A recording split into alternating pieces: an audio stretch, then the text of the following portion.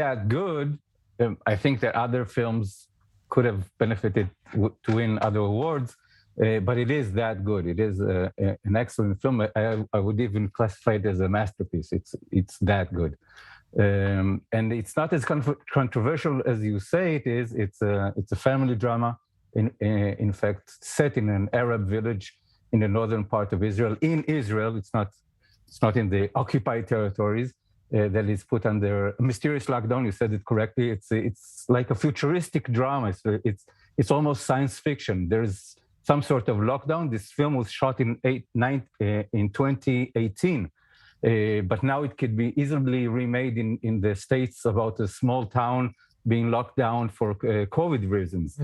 So the idea of the film is what happens to the family, to the village, to the people inside the village when they are locked down inside their village and they have to deal with each other and not with Palestinians versus Israelis, but the family of the hero and in itself and the people around him. Yeah, I guess a lot of the controversy, not so much from the film itself and its plot and storytelling, which you called a masterpiece, it's kind of the off-screen drama about the identity of these.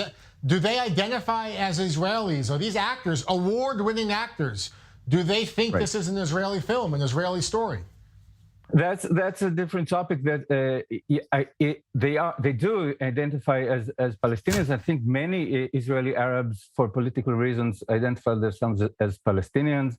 I think it's a fair thing to do to align themselves with to say this is not a different narrative for Israeli Arabs and people in the West Bank. That's the same narrative, so they identify as Israeli Palestinians.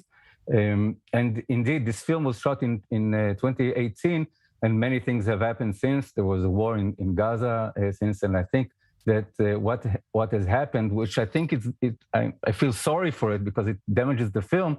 It seems that the actors have distanced themselves from the production, from the film. They refuse to come to the Cannes Film Festival because the film is titled as an Israeli production, which they knew very well is an Israeli production. It was shot in Israel.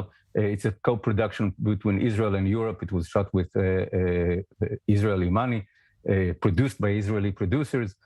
So they knew very well it's an Israeli production. But yet, in the Cannes Film Festival, they took a stand that together they will not come to the film, and two of the actors that awarded the FIA Awards on Tuesday didn't show up for the awards. They are in Berlin for personal reasons. One of them lives there. Alex Bakri lives in Berlin.